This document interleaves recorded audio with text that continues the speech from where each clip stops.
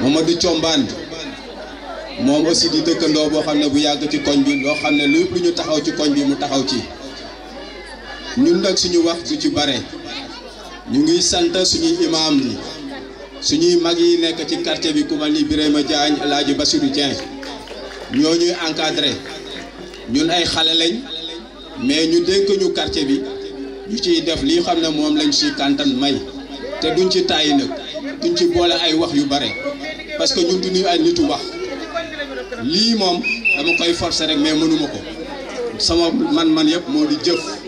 loolu moom ngeen ñaanal ma ci loolu laay sant li ma ci wax moo di Abdoulaye Diouf Sarr ku ko jur mooy Awa Sylla xam ngeen sama sant Assane Sylla laa tudd kuy Abdoulaye Diouf Sarr mooy Assane Sylla mooy Awa Sylla li ma leen waxoon dans 4 ans yi passé 5 ans li moom laa di waxaat ku jàppale Abdoulaye Diouf Sarr Assane Sylla nga jàppale te man xam ngeen ne tam xam lu ma kenn ci koñ bi donc li ngeen ma mën a faye li ngeen ma mën a jàppale mooy ngeen jàppale su Abdoulaye Diouf Sarr et ñu ngi ñaan tàmbale ko ci bismillahi rahmaani rahim jeexal ko ci alhamdulilahi rabbi alamin lépp luñ ciy séentu rek yàlla na raw suñu njort ñu am victoire boo xam ne kenn du ko weerante te mu ne ci jàmm koñ bi aussi na ngeen xam ne yéen ànd moo leen war et ni ngeen doxalee nii soo leen ko yàggee def bu soobee yàlla Ndioufène day jëm ci kanam li ci des nag mooy ñoom xam nañ suñuy problème Abdouna xam na ko ñeneen xam nañ ko li am ci quartier Ndioufène ñoom li ci war dinañ ko def incha allah alhamdulilah loolu laa fa amoon lu ñuy wax wasalaam. naa bépp responsable boo xam ne mi ngi si kaw bàyyiwuma kenn muy góor muy jigéen wax ji nag du gudd parce que ñi war a jël parole bari na te lépp mënuñu ko wax fii waaye damay wax rek man si fii ñu jëm muy le 23 janvier damay wax si monsieur le ministre Abdoulaye Diouf Sarr waaye dinaa ko jaarale ci monsieur le maire Abdou Nar parce que am na ku ko wax léegi monsieur le maire Abdou Nar bi nga xamee ni 7 ans yi passé na mën nañ wax jour bi ñu ko folee ba ñu toll fii tey mën naa wax li mu réalisé si Yoff mën naa wax si loxo monsieur le maire Abdou Nar Mbengue la jaar kon ñu koy gërëmee ndax ku gërëmul nit doo gërëm yàlla Abdou Nar gis nañ sa liggéey fii si Yoff waaye man damay gën a dem si discours monsieur le ministre bi nga xam ne def na ko méridien bërki démb ndax discours boobu kuy jigéen rek dégg ko war na laa taxal laxasaayu jàppale monsieur le maire ba mu dem mairie Dakar dama ni maire de la ville Dakar ku ko comprendrewul mooy xeex Abdoulaye Diouf Sarr pour mu bañ fa yegg Abdoulaye Diouf Sarr ndamal Yoff mooy Abdoulaye Diouf Sarr dem sa mairie Dakar ndax dama ni ku mel ni man chaque matin maa ngi mairie Dakar kon xam naa lan moo nekk mairie Dakar te ku ma déggal mooy jigéen bu neexee yàlla ndax dama ni jigéen ñi ku ñu fol ni dañ lay fol di nga folu ndax 52% du ay fo kon mën nañu góorgóorlu fol Abdoulaye Diouf Sarr mu dem mairie Dakar mais xajaraayu ba mairie de Yoff bii Abdoulaye Diouf Sarr gañe ko te sunu doom ji sunu cànn yi sunu xarit yi Abdou Nar doy nañu Yoff te dinañ def tout pour nga yéeg Yoff Abdou Nar bi nga nekk Yoff si kàttanu yàlla monsieur le ministre dina nekk Dakar parce que xam na njëriñu Dakar te lii du toujours mu ñëw Yoff chance bi mën na am yàlla rek moo xam lii xew xëy na ñun ñi ko teewe ñu si bari duñ ko kon chance bi duñ ko masa bàyyi mu rëccul bu neex a yàlla ngeen baal ma li ma waroon wax bari na waaye nag orateur yi ñi war a wax danoo bari. ginnaaw bu ñu sante yàlla julli si Seydina Muhammad sangu sangal dañuy baalu àq rek di gërëm waa Ndioufène gépp si seen teewaay ndax kenn ku si nekk ñëw nga bàyyi li nga waroon a def nga ñëw teew ñuy ñaanal suñu ndijaay Assane Sylla yàlla ñu ko fi yàlla bàyyil ndax délégué de quartier bon délégué de quartier wax dëgg yàlla yi ko may wax mbooloo mi nag samay wax du bari bàjjen Kumbalaay laay Maxtaar maa ngi lay nuyu baax si man baax sama njaboot ma ne képp ku dencoon kartaam naka fexe génne fomp ko seet place boo ko denc bala 23 janvier ñu wateel Abdoulaye Diouf Sarr mu jëm mairie Dakar ñu wateelaat Abdoulaye Diouf Sarr Abdou Naar Mbengue mi sa tublaati Mbay Demb ak Njira Mbay Demb nekk maire Yoff may gërëm ñi si bañ ergoom bi yëpp di leen gërëm di leen ñaanal loolu daal mooy solo bi man wax ji du gudd nañu jël suñuy doom teg leen benn place ne leen ne jàppale leen Abdoulaye Diouf Sarr ndax mu gañe mairie Dakar ndax mairie Dakar boo ko gañee képp ku doon taxawaalu si mbedd yi dootoo taxawaalu képp ku doon jaayu jën da ngay bàyyi jaayu jën mu dem mairie Dakar képp ku doon raxasi bool da ngay bàyyi raxasam bool dem mairie Dakar waaw tey naa woteel Abdoulaye Diouf Sarr mu gañe Dakar waay sa ko defee ñun ñëpp ñu dem Dakar ñoo woteel Diouf Sarr aw la ñoo woteel Diouf Sarr aw la ñoo woteel aw la ñoo woteel Diouf Sarr aw la ñoo woteel aw la ñoo woteel am na doon aw la ñoo woteel aw la ñoo woteel Diouf Sarr aw la ñoo woteel aw la ñoo woteel Diouf Sarr aw la ñoo woteel aw la ñoo woteel aw la ñoo woteel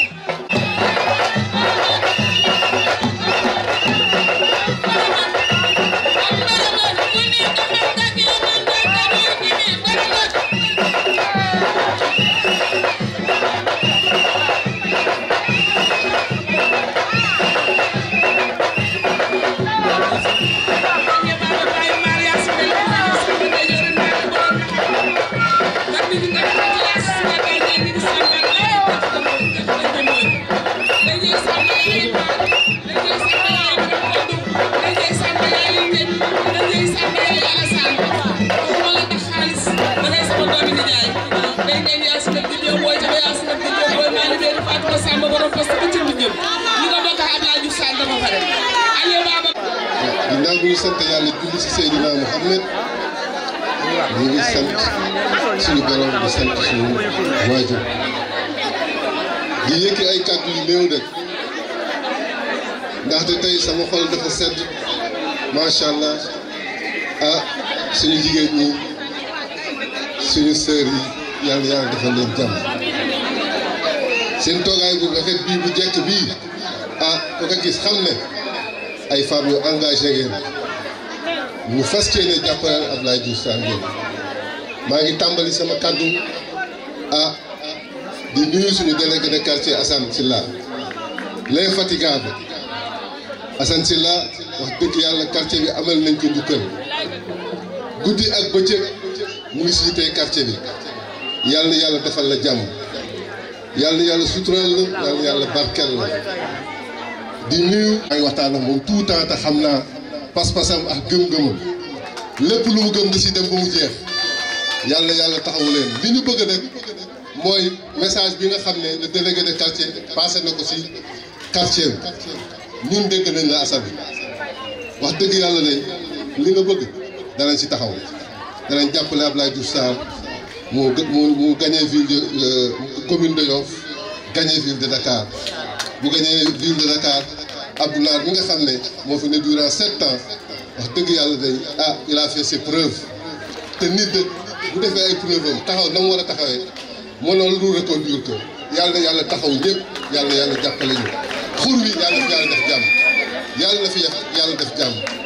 Diène Sarr mon frère yow it gis nañ sa taxawaay macha allah yàlla na yàlla taxaw ñu aji nday Ndiaye njaboot gaa ngi noonu Mbule Booma yàlla na yàlla gën leen jubale yàlla na yàlla taxawu leen en tout cas kontaan nañ si ni ngeen taxawee si koñ bi parce que mbooloo mooy doole wenn say bu ñu ko defee lu ñu jub ak lu ñu dëmmal dinañ ko daan incha allah allahumma salli ala sayyidina Muhammad. tubaarkàlla waaye nag fii tey ku ko xool rek xam ne ay mag yi jëmm fi toog ay kilifaa fi toog ay borom kër fi toog macha allah bàyyi seeni lépp nag le 12 bii di suñu le 12 ñu bëgg ko lool mu ñor ñu lool ngeen xam loolu tubaarkàlla ñëpp toog nag bàyyi seen temps yëpp ñëw jàkkaarloog ñun ñu ngi leen di dalal ñëpp di leen masawu coono macha allah kontaan nañ ci ñëpp nag ku lim juum maa ngi naan asalaamaaleykum wa rahmatullah di nuyu suñu responsable yi ci kaw tubarkalla macha allah di nuyu nag suñu chef de quartier bi Assane Sylla feccum liir bu neexee nday jaatee ca mbagg ya tubarkalla nga nekk ku baax ci suñu quartier bii nag di ñu wan yoon yal na sa jàmm yàgg ñu ngi lay nuyu bu baax bu ñu jógee ci kooku ñoo ngi nuyu suñu càmmiñ suñu góor tubarkalla tonton Babacar moo ñu dooleel mooy suñu góor moo ñuy jàppale moo ñuy conseiller fii ci xuru Njuufeen lépp loo xamante ne jaaxal nañu rek tonton Babacar moo ñu ciy jàppale ñu ngi koy gërëm di ko sant di ko ñaanal yàlla bu ma paasee ci loolu maa ngi nuyu monsieur le maire Abdoulaye Diouf Sarr maa ngi nuyu suñu ministre maire Abdoulaye Diouf Sarr xur wi Njuufeen ñoo ngi nii toog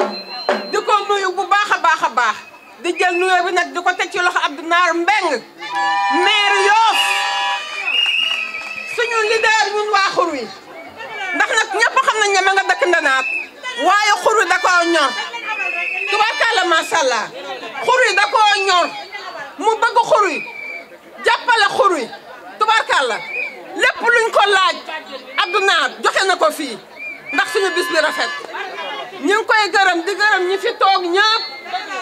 di gërëm Sylla su ma ko gisee sama xol day neex ndax dañoo bokkoon terrain maa ngi moom mu nekk nit ko am fulla ko am jom ko bëgg li muy def kon su ma la gisee yow sama royukaay laa lay def yow Sylla kontaan nañ ndax yaa taaral bis bi yaa ñu jox orange bii tey xale yi sol may ñëw nag ci li nga xamante ne moo ma tax a jóg ndax nag suñu ministre maire Abdoulaye Diouf Sarr daf ñoo yónni woon fii ci xuru Njuufeen ana borom sabar yi Abdoulaye Diouf Sarr dañoo yónni woon ci xuru Njuufeen daan na kër gu ne daan na lal bu ne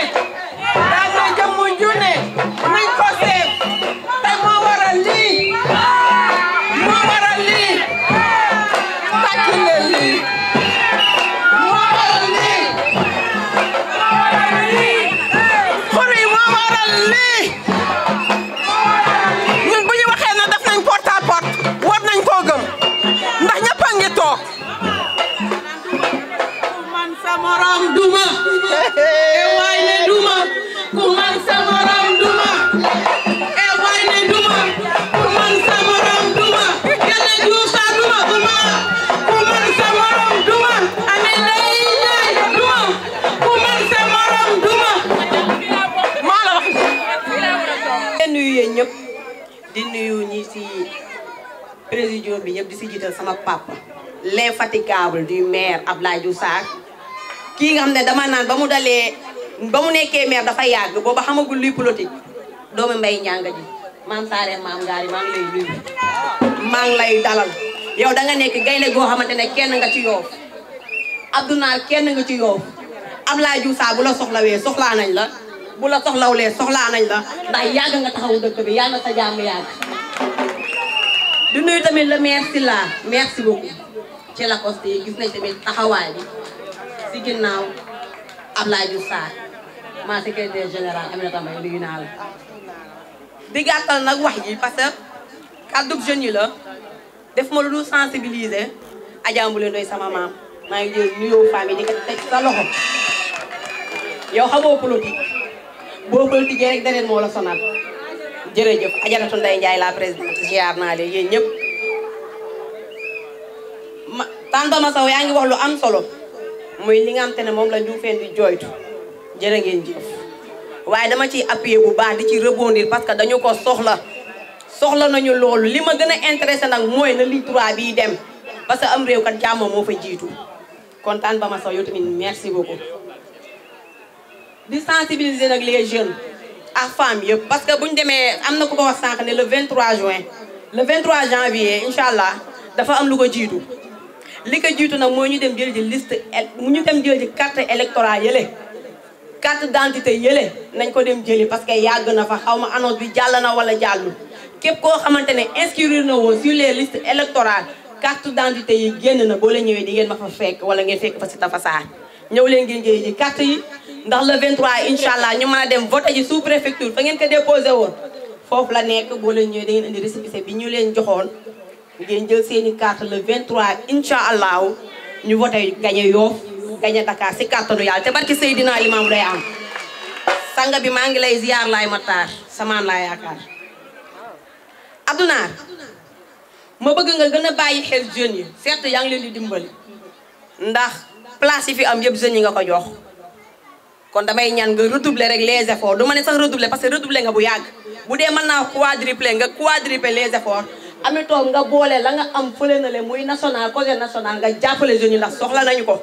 ministre ma koy ñaanal mu jël jàmm ak salaam ndam li ministre ñu ngi lay séentu fu kawe ñu ngi koy yaakaar fu kawe ba bu boobaa dëkk bi mën a ne tan fajjin dellu ci li nga waxoon ndax ëpp na mbërëm jooju ministre moomu ko de moom rek de maam Saare maam Ngaari mi desee bokk ndax aji nday mbin jéen moo jur yaayam kon moom ma dem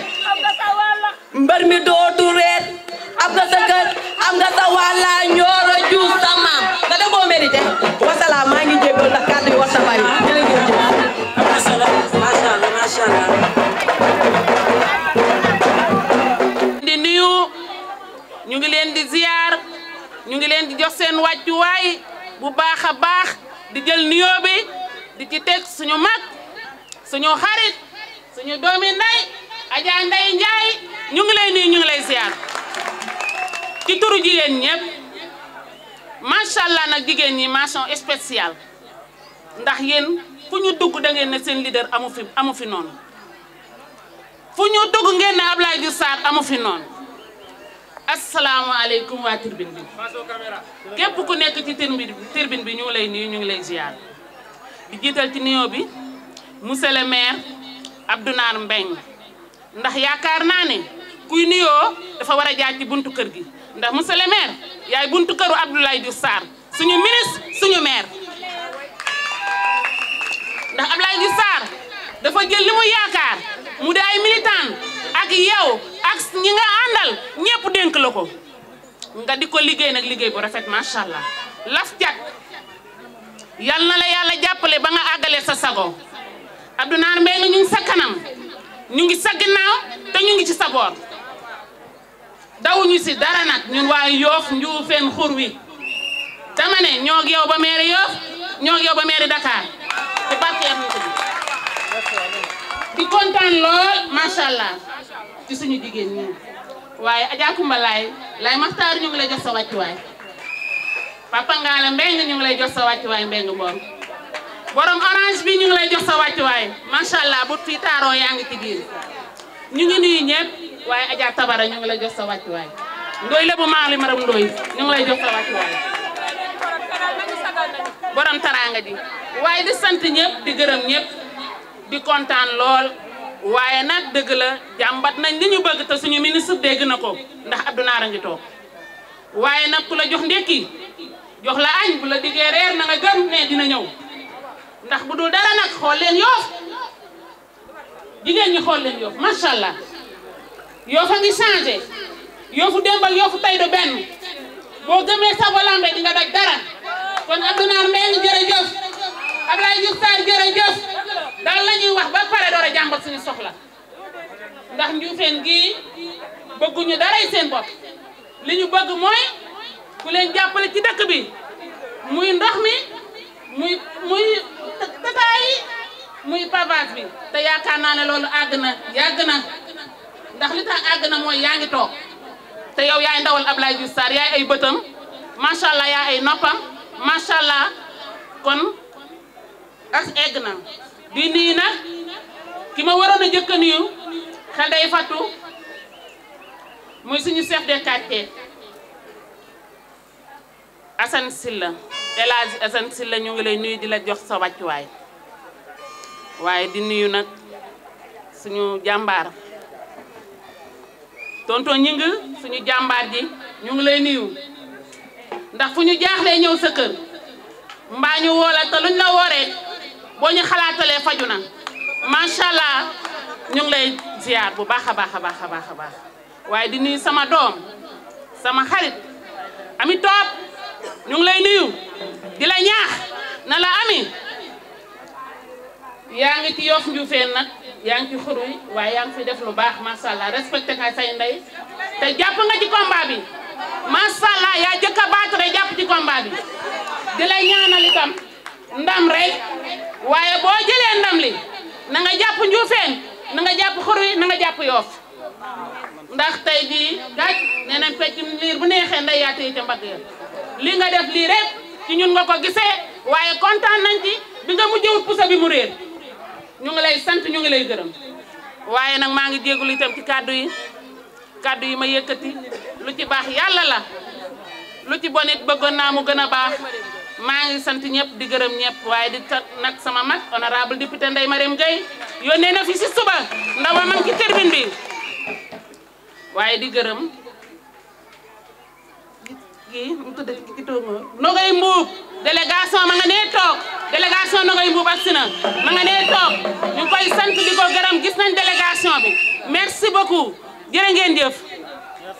merci. ñi nga xam ne ñoom laa àndaloon porte à porte ana Seynabou Samb kaay taxaw fi ak jigéen bi ndax da ngeen di samay ndaw yoo xam ne fu ma leen yónni ngeen dem lu ma leen sant ngeen defal ma ko lépp lu ma nekk lu may séddale yéen la lu may yónnee yéen la kon kaay leen taxaw fi sama yoon mun leen a jër par waaye kaay leen taxaw fi ba ñëpp xam ne yéen ñi yéenay samay ndaw ana jigéen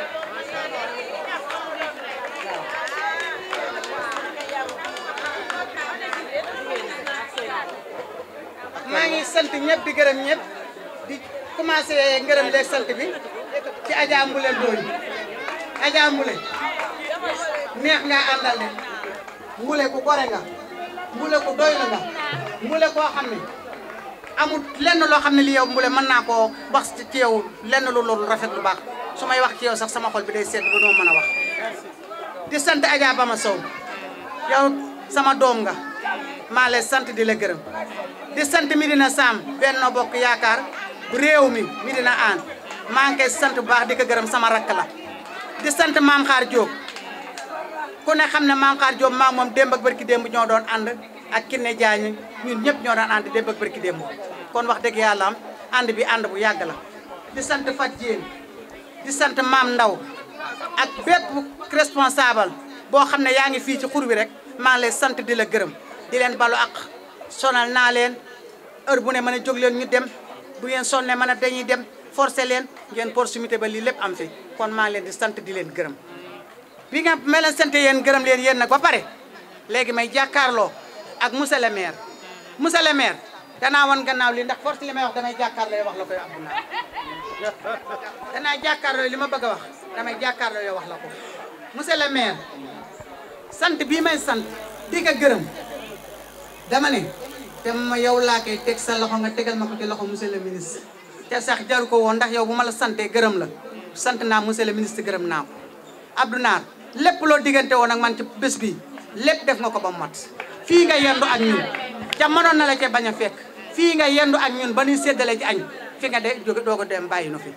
te footoo la yaa ngi ci ñun kon Abdou Naar yàlla na la yàlla fay waaye newoon naa la Abdou Naar lebal nga waa xur wi ker danañ la fay guddi ba tegal la ca fajar waaye xam nga ne kon tey fay nañ la ker fay nañ la guddi ba tegal la ca fajar kon Abdou Naar jërëjëf ñoo gi yow ba mairie ñoo gi yow ba feneen ñoo gi yow ba feneen Abdou Naar loo bëgg nañ loo bañ nañu ñoo ngi sa kanam ñoo ngi sa gannaaw di sant nag responsable yi nga xam ne ñoo nekk ci kaw maa ngi ci jiital sang bi laay Moxtaar bi demee sa kër danga noonu bu soobee yàlla dinaa def délégation ñëw def nga ko laay Moxtaar ñu ngi sukk sa kanam ci sa barke maam ne woon nañ la ñaanal ñu yàlla may ñu ndam ñaanal nga nu yàlla may noonu ndam kon laay Moxtaar ñu ngi lay delloo si wàccuwaay di sant Silla lépp lu fi rafet tey ji ci kii surul Abdou Naar yow la base bi orange bi def nga lépp Silla def nga ko xale yi sol orange yëpp Silla moo ko joxe kon Silla jërëjëf di sant sunu présidente nationale nga xam ne moo ñu jiital sunu GIE Yoff ca kanam mooy Adja Yacine Diagne mu ngi si gannaaw dañoo am lu ñu tënkoon lu yàgg ànd ko ak moom di ko liggéey mooy sunu présidente GIE moo ngi ci kanam seen naa fi Adja Aram am na ñoo xam ne wàcc nañu ñibbi maa ngi leen di sant di leen gërëm soo bëggee gis ku góor demal ci ñoom soo bëggee gis ku tabe demal ci ñoom soo bëggee gis ku rafet demal ci ñoom ay doon ñu bëggal ku baax ay naaw dawal ku baax ay del bañal ku baax wala bëggee man de bëgg naa la waayo wala bëggee man de bëgg naa la waaw wala bëggee man de bëgg naa la wala bëggee man de bëgg naa la wal ma si la yàlla ne ngeen maame ay mama de boy kay ya bay jido ami gole man de bëgg naa la ami tobe ay ami tobe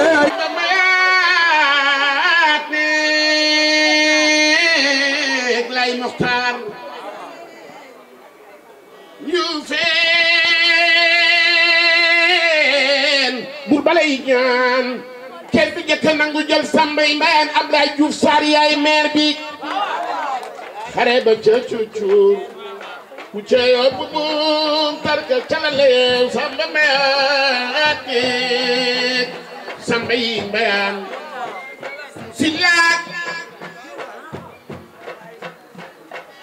silaak xanaa xamoo ni yaay ju baax mooy jur doom ju baax bu nu kenn rey sama yaay booy baax na jarul di wax ku ci nekk bu say doom màggee nu xam la sa yaay daan daj juddu bu rëy ndey ak baay Ngala Mbeng bilaay waaye fu la fay def borom yaay ju baax mooy jur doom ju baax Alaaji Ngala Mbeng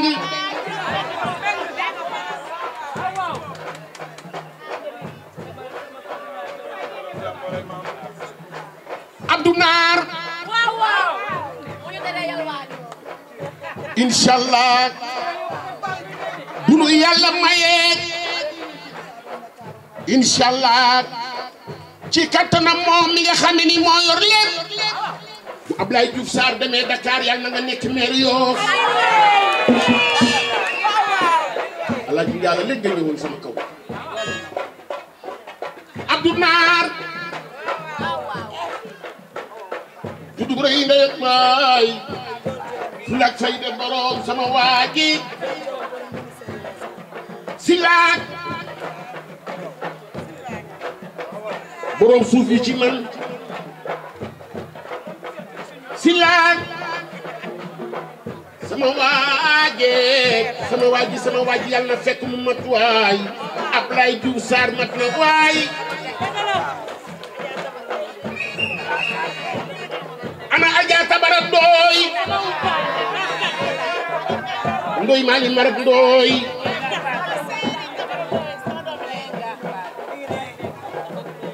bilaay yaay ju baax mooy ju doom ju baax Adja Tabara Ndoy laay Maxtaar aji Kumba sa maam moo ni woon géej gi randu ma dëkk ba dëkkaalal ay ndoñam Seydina Limaamu na ni waaye sa maam Mama Kumba Ndoy naar bi ca Yoff billaay jooy na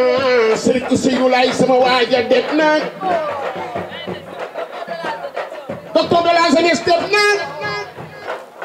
Serifo kii moo bëggoon Seexul Xadiim ba nee na tey sax mi ko def ci Cheikh Ahmadou Bamba yal na ko Serigne Touba wal yal na nu yàlla tas ci barkeem léegi nag comme guddi na ana DJ bi ana Moussa Sène ak femme de développement yi ana DJ bi ana mu dooral mu dem ma may leen ko pour yàlla mayee fekkee jël man déglu leen ma bala jël ndam yi Sénégal jóg leen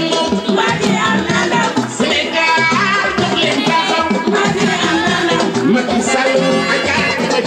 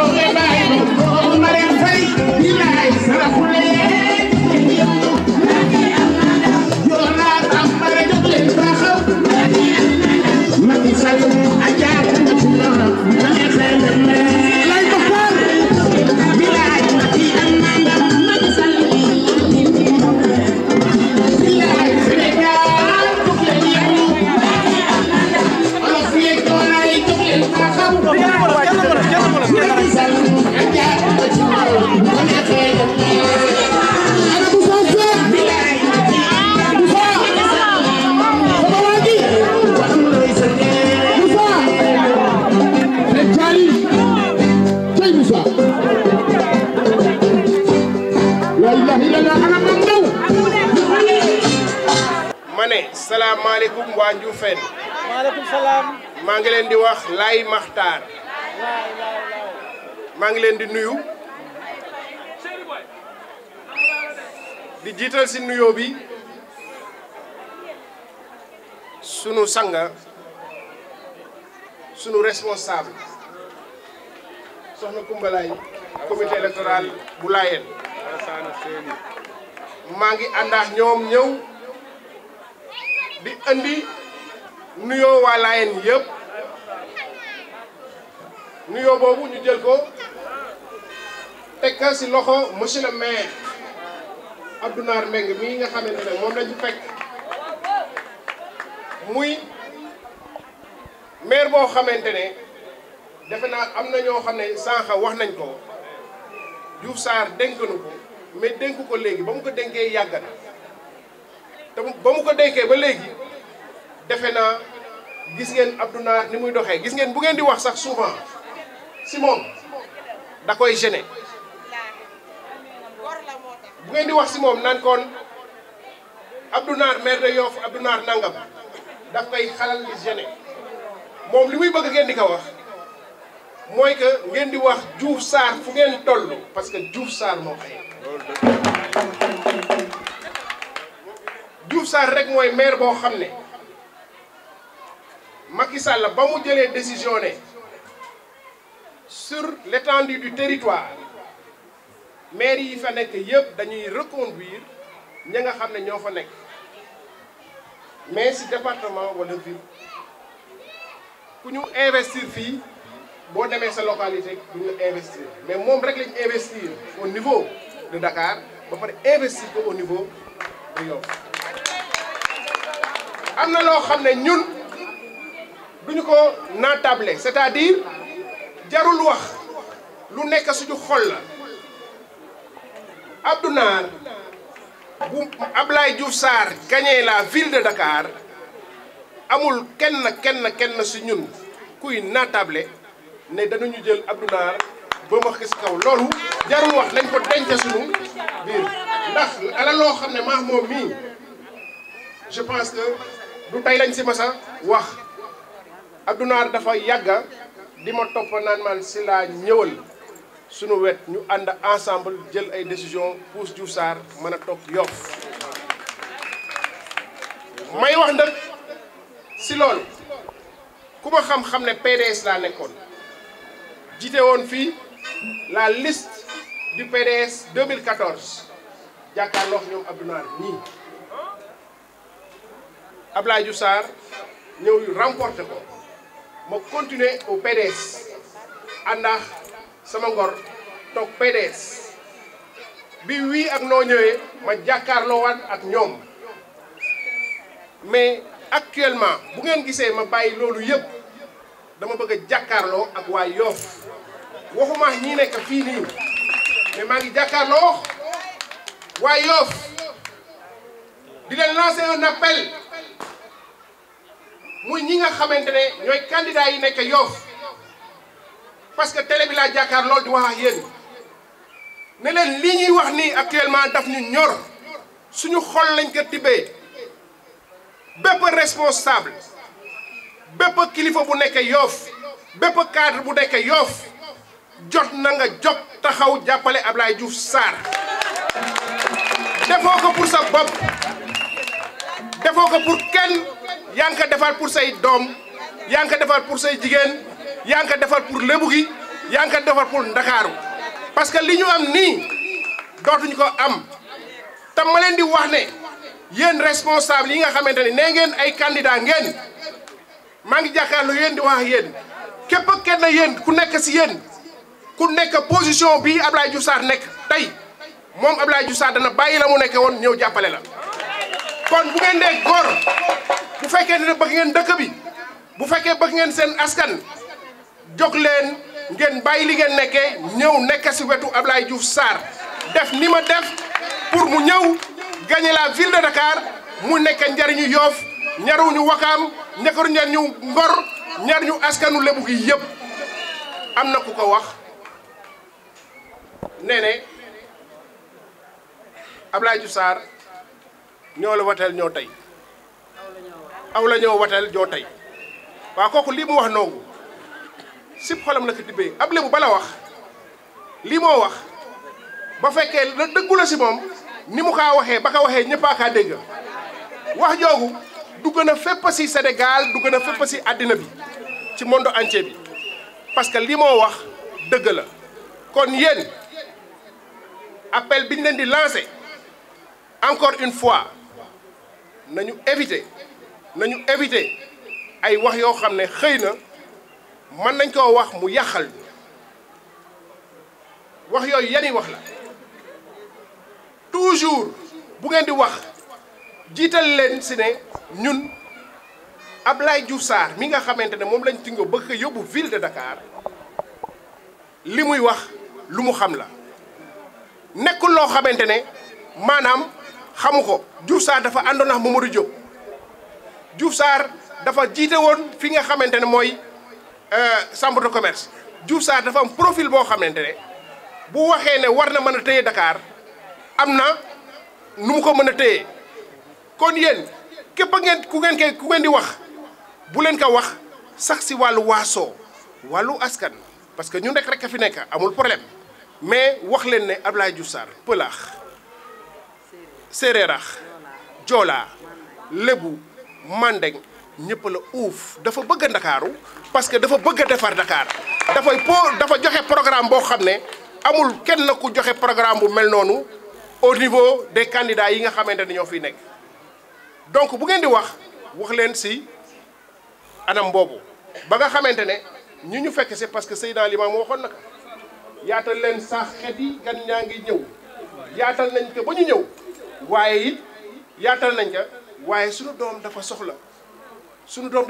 comme dafa soxla nag na si ñëpp a jàpp pour Abdoulaye Diouf Sarr mën a jël la ville de Dakar je vous remercie di gërëm di leen sant merci. sama yaay soxna Kumbalaay dëgg yàlla bi ma ko gisee fii sama xol sedd na trop yaay booy maa ngi lay nuyu yal na la yàlla sàmm li may wax xam naa ko yàlla xam na ko kon yal na la yàlla sàmm yokk sa taxawaay yàlla nga ànd ak Abdoulaye Diouf Sarr ba faw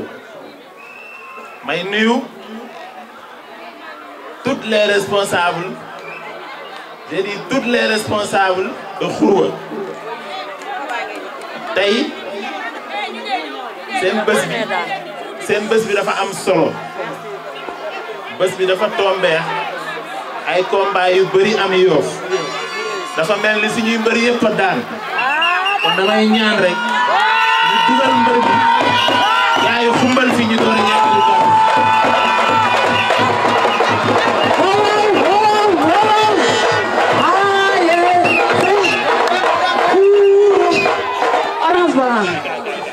alors capitaine Dina moo gagné moo daan tey lamb ji dëkk fii si Ndioufène coupe bi nag monsieur le maire Abdoulaye Diouf Sarr dañ ko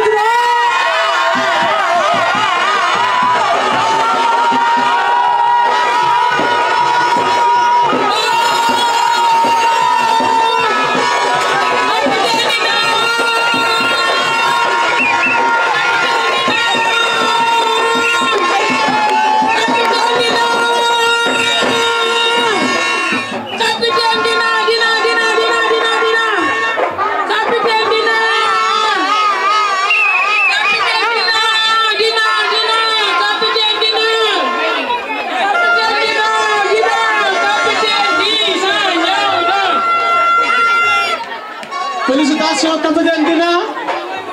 là vraiment suñu meeting bi neex na tey vraiment ñaan yi nangu nañu waaw di meeting am tan waaw félicitations capitaine Dina sagal nga ñëpp sagal nga tur wi sagal nga ñëpp waaw bokk ba sax waaw nangu de ñu ngi neex na Abdoulaye may jàkk lépp nag Abdoulaye la Abdoulaye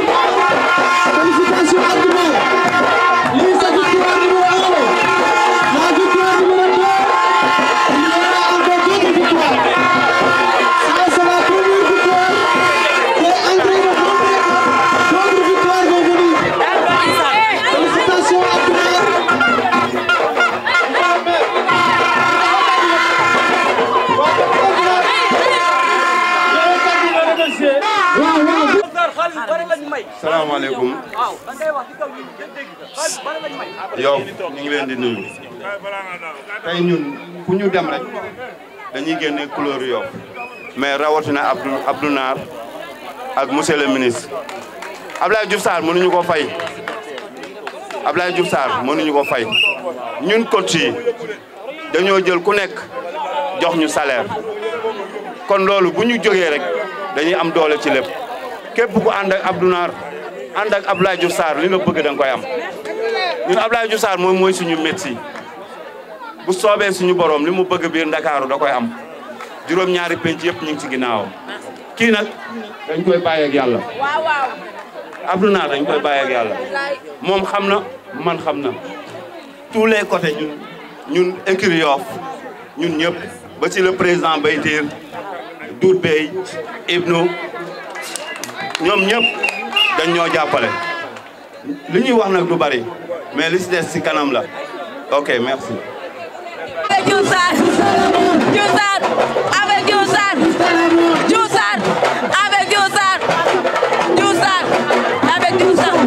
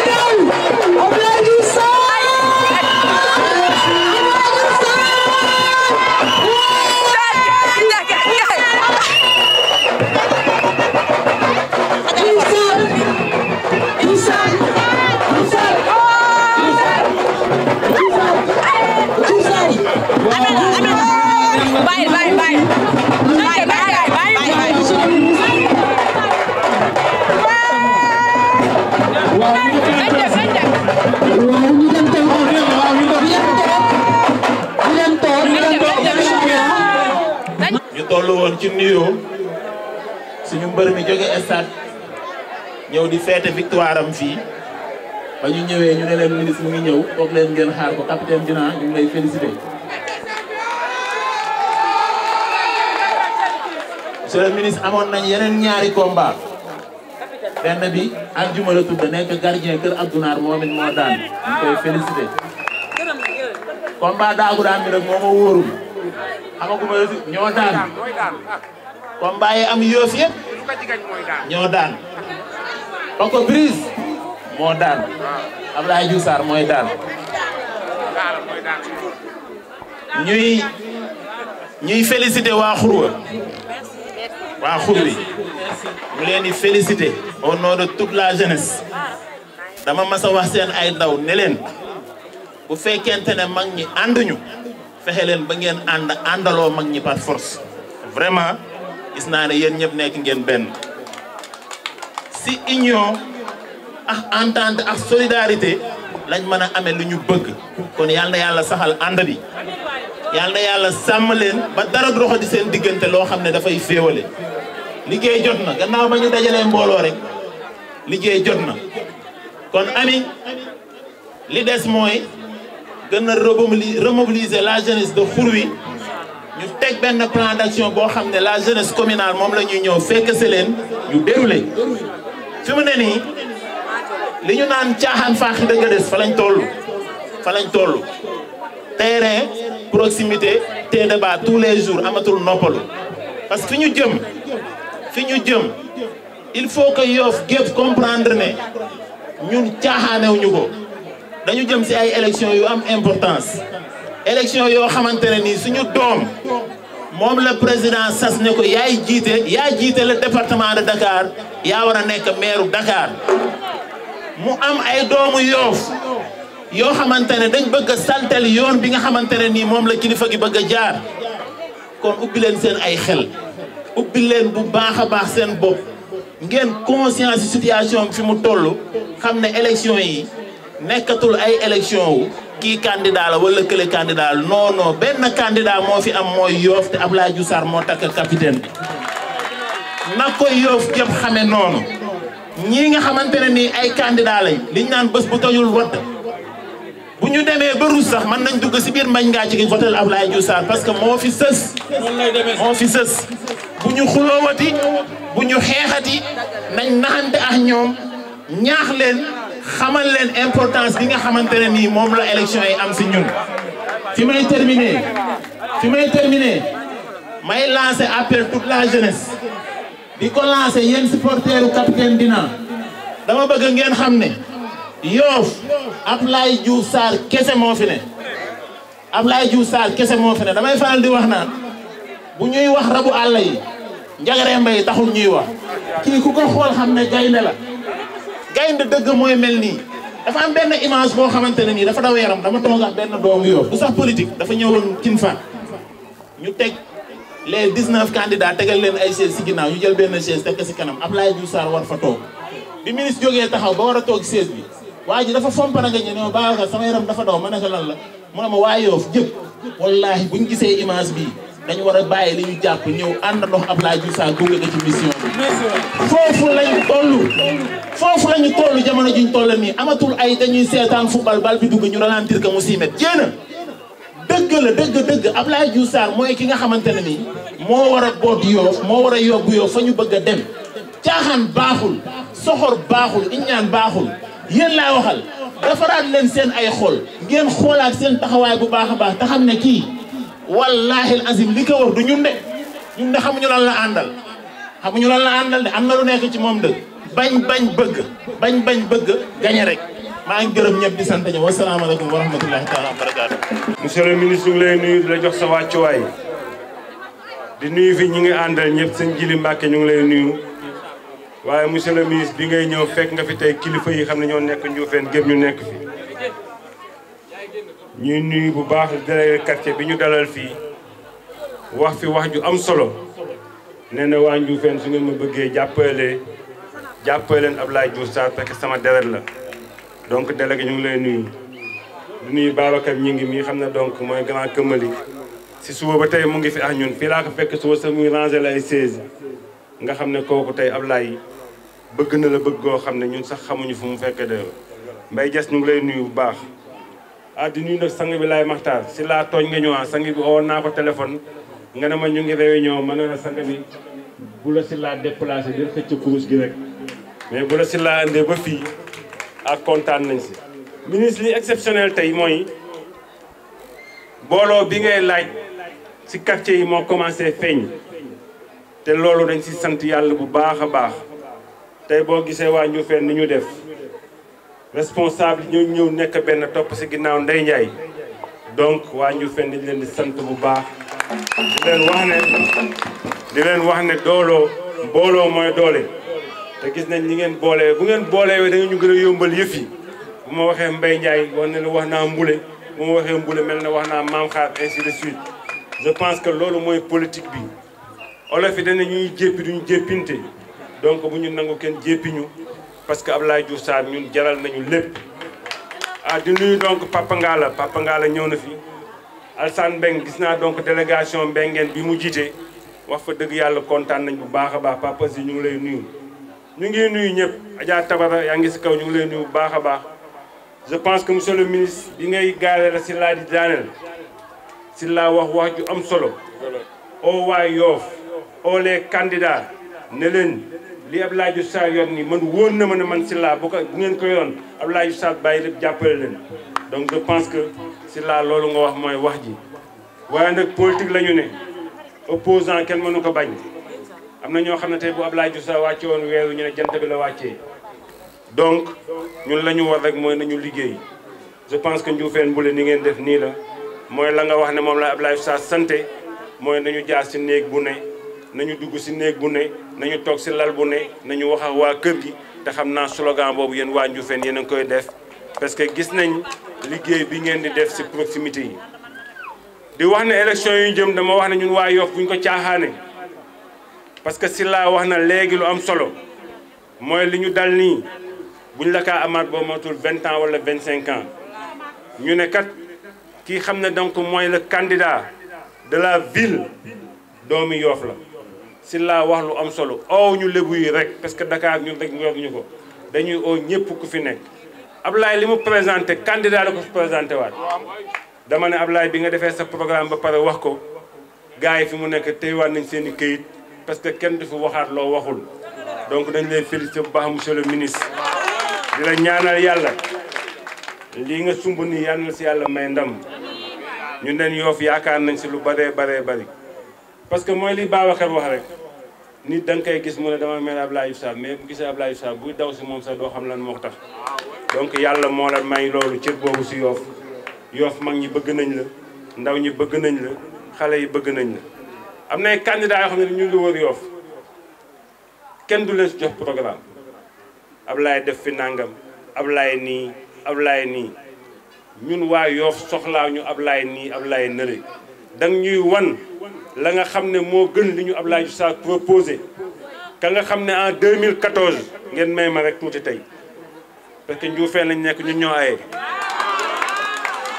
en 2014 la Ablaye Diouf Sarr jël mairie Dakar mairie Yoff Amine di nga jël mairie Dakar en 2023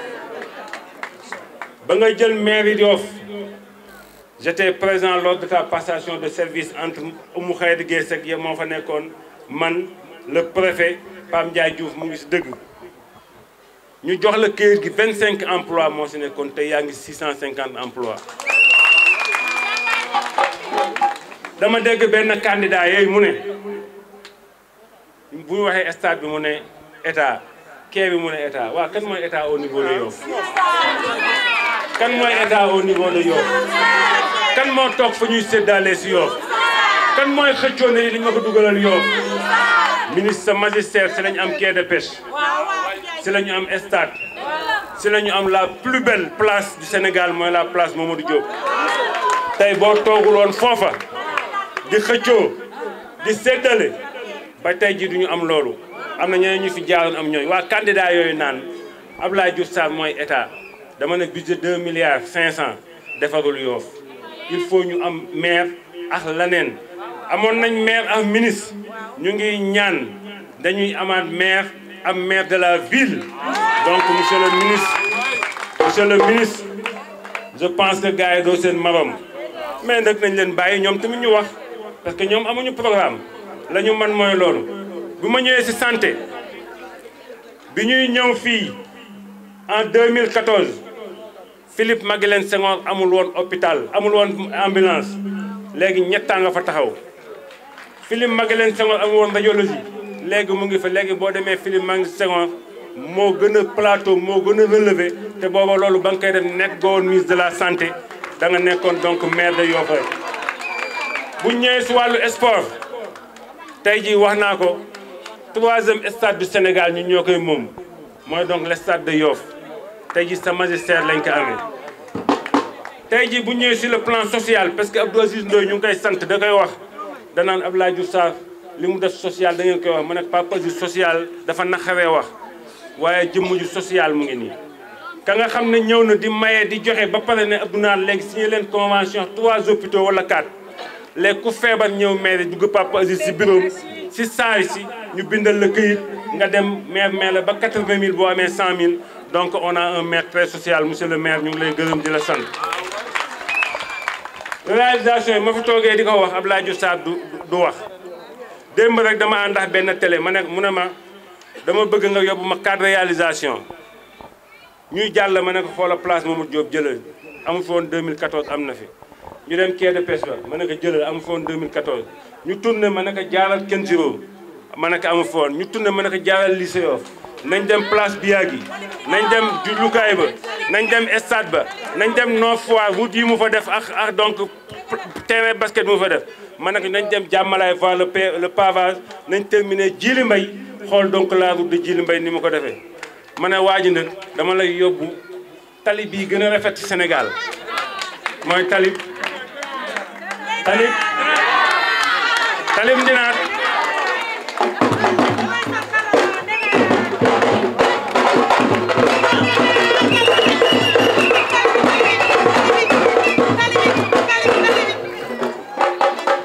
xam ne 1972 la woon.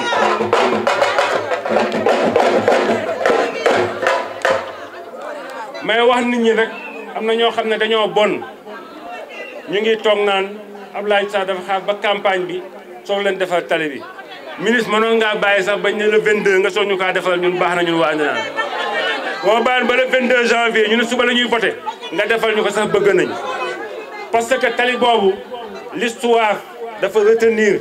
ne 72 lañ ko doon toppatoo boobu ñu bari juddooguñu fii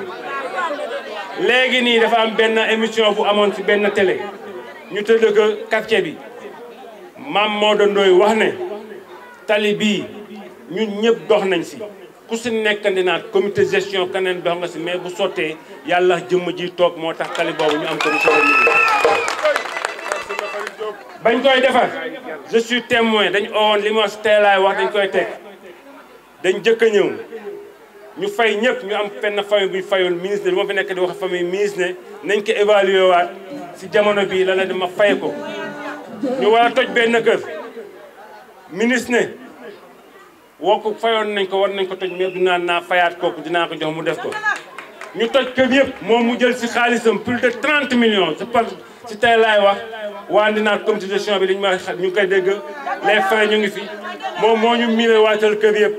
ministre boo fi deful woon tali bi sax loolu rek doyoon nañu tali bi macha allah nee naa Abdoulaye Diouf Sarr waa ji bu paree ñun inauguré ñu de inauguré guñu mais dama ne bu paree rek dañ lay ñaan benn doxantu armeel yi yéen dañuy oo ñëpp Abdoulaye Diouf Sarr armeel lay déparé dox ba rond point ba Ndinaat gépp topp ko loolu nag doy na si lu ñu defal donc monsieur le ministre ku taxaw fii naa amoo bilan dama foog ne dafa dëkkul Yoff ku taxaw fii naa amoo bilan dama foog ne da nga iñaan ku taxaw foo ni amoo bilan dama foog ne amoo programme li ma fi wax lépp nag ay seede ngeen ñu ngi ko am depuis 2014 à nos jours bon yow sa bilan jar naa défendre yow nag bul si wax mais nag am nga problème de am nga problème bu mag monsieur le ministre parce que da nga ne woon Abdou Nar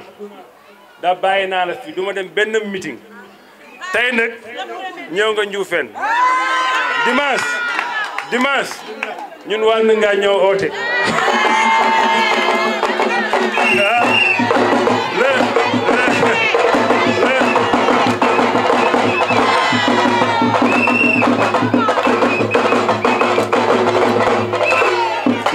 waaye lañ la waxoon si salle ba rek lañ lay waxaat monsieur le ministre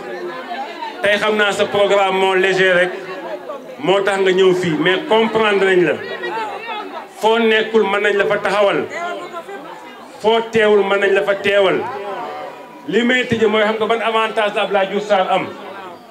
te candidat yi amuñu ko am na candidat yoo xam ne bu ñuy dem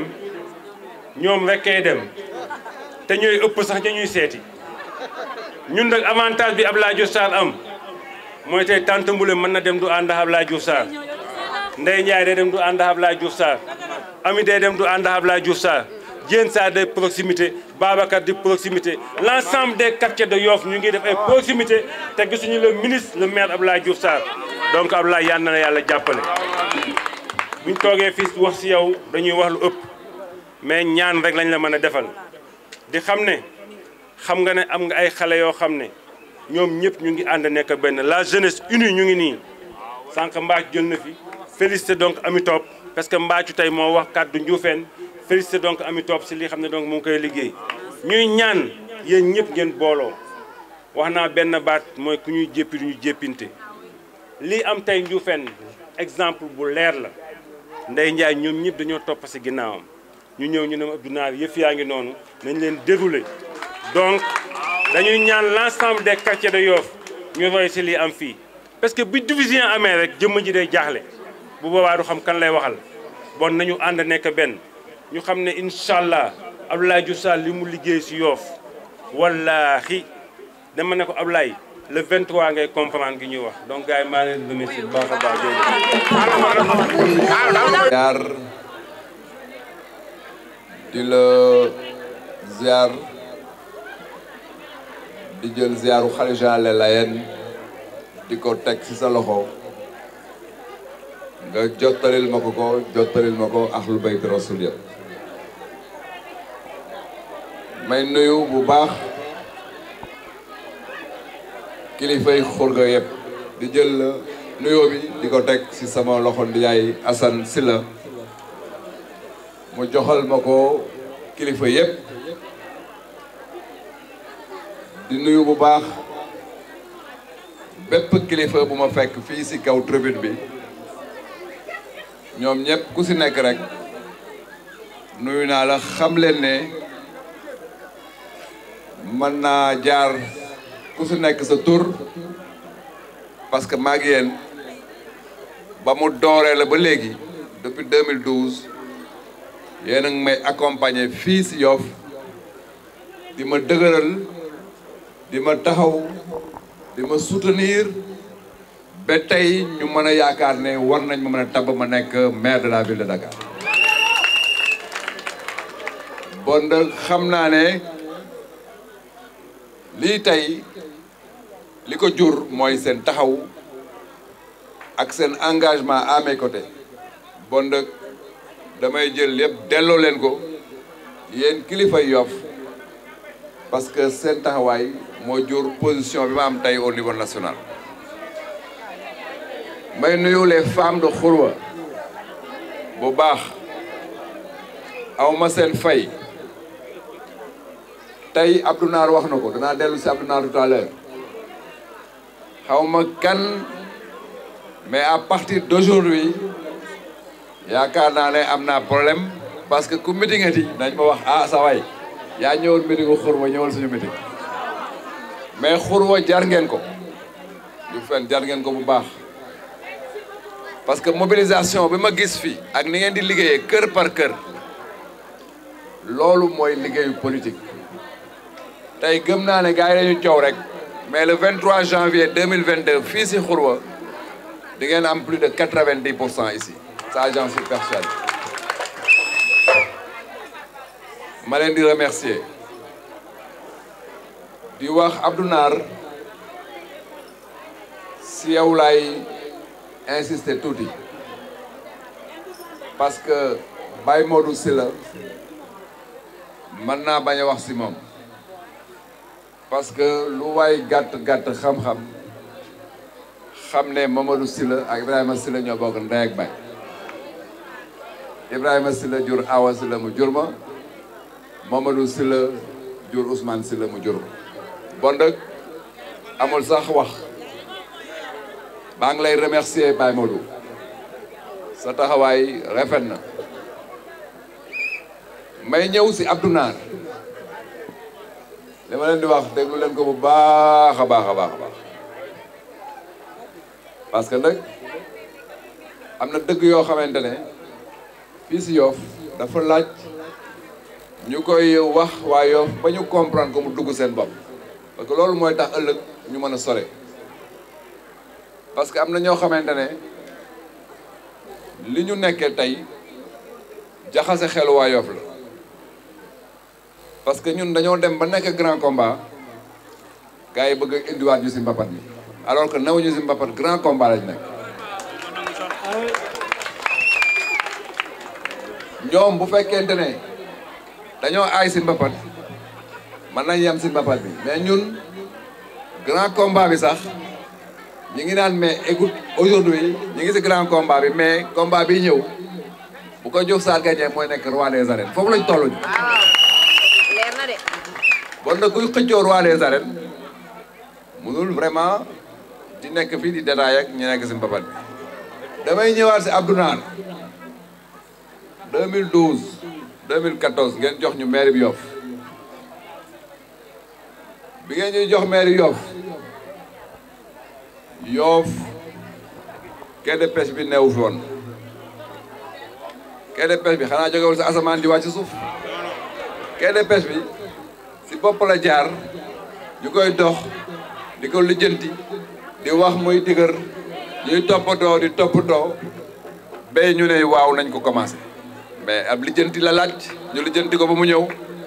quai de pêche bi du ab taw a ko fi wàccee 2014 mais bi ñu ñëw place Ndiaw ak garage bële si école 1 ñëpp gisoon nañ ni mu meloon ay tata ñoo fa newoon mu kenn xamul lu muy nuru mais xanaa nag xiinul taw rek mu wàcc fa dañ ko lijjanti toppatoo ba mu yegsi léegi boo demee place Ndiaw bu gars yi di def tuuru Maam Jare xam naa léegi mu ñëw mois de janvier la yaakaar naa mais wax dëgg yàlla ku fa ñëw xam ne Yoff taaru na ma ne bi ñuy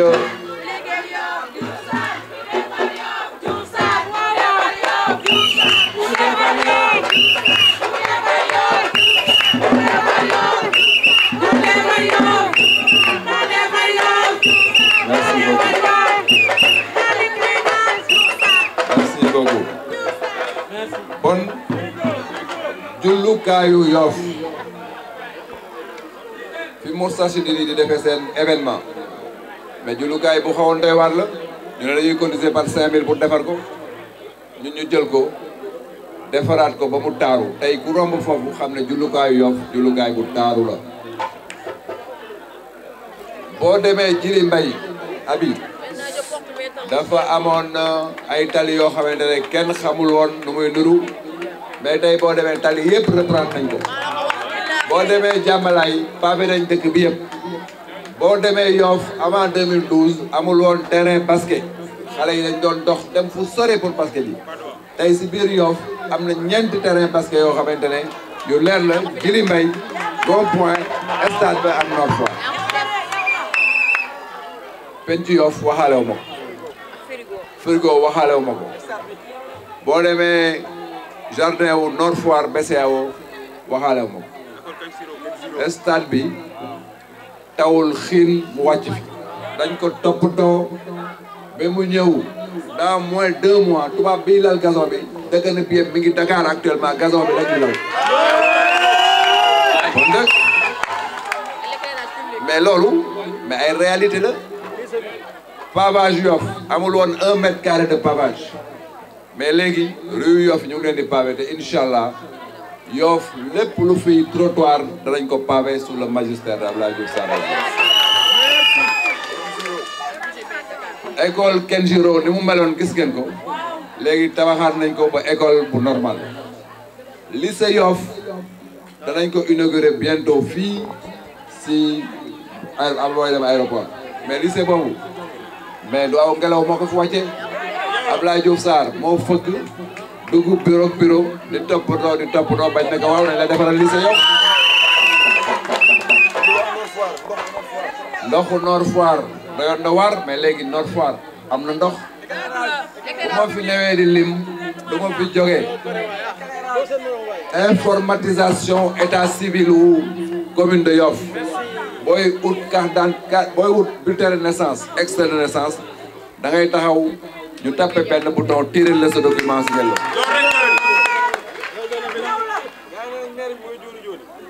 25 emplois on est passé à plus de 600 emplois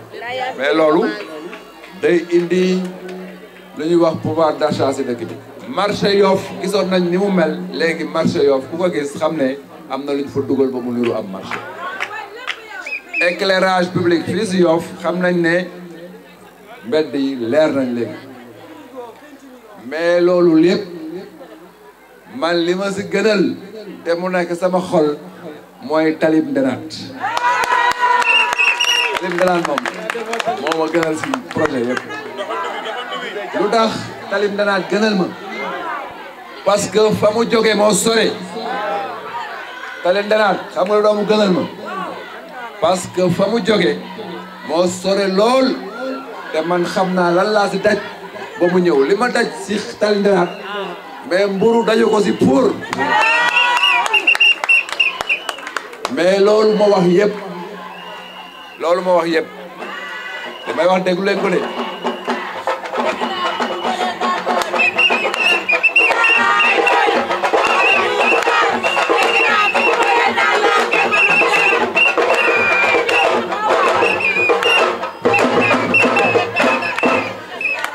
loolu ma wax yëpp xam nga bari na li ma wax yëpp bari na lool 2012 ñu commencé ko 2014 di ko liggéey ba tey 2021 ñu dem 2022 10 ans ñu koy liggéey bés par bés mais si 10 ans yooyu j'étais directeur du COUD aw moon jot j'étais ministre du tourisme et des transports aériens wala fexe touristes yi ñëw Sénégal aw moon temps benn bi nekk ministre de la gouvernance locale de l'aménagement du territoire jàpp acte 3 bi di ko tëgg pour que affaire yi dal aw moon temps boobu nekk ministre de la santé war a tax ba xaat santé Sénégal mbas mi ñëw dal sama kaw aw moon temps boobu mais boobu yëpp dafa am góor gu fi ne woon tey commune bi di ko gérer ba ñu mel nii mooy Abdoulaye bon dëgg waa Yoff nañu ràññee bu baax a baax a baax nañu ràññee kuy jaamu seen soxla pendant 10 ans ak koo xamante ne mi ngi newoon si ay soxlom pendant 10 ans ba tey mu ñëw taxaw ne sa dafa bëgg seeni soxla kooku mënul jaamu seen soxla fukki at ku nekk seen soxla di ko toppatoo talul njabootam talul këram talul liggéeyam talul dara ak koo xamante ne mi ngi tëdd na nelaw pendant 10 ans tey mu ne ah mairie jot na naa daw këf waa këf mairie bi si gars yi mais kooku du liggéeyal waa Yoff bon donc le 23 janvier 2022 man naa wax ne julli gi ñaari rakk la rakk bu njëkk bi benn kabar da ngeen di jël seen bulletin ngeen dugg si mbañ gàcce gi ngeen votel Abdoulaye Diouf Sarr maire Yoff ngeen génnaat bu ngeen génnaatee ngeen jël même bulletin bi booy fas bi am bopp fas bi ngeen votel Abdoulaye Diouf Sarr maire Dakar bu ngeen ma falee maire Dakar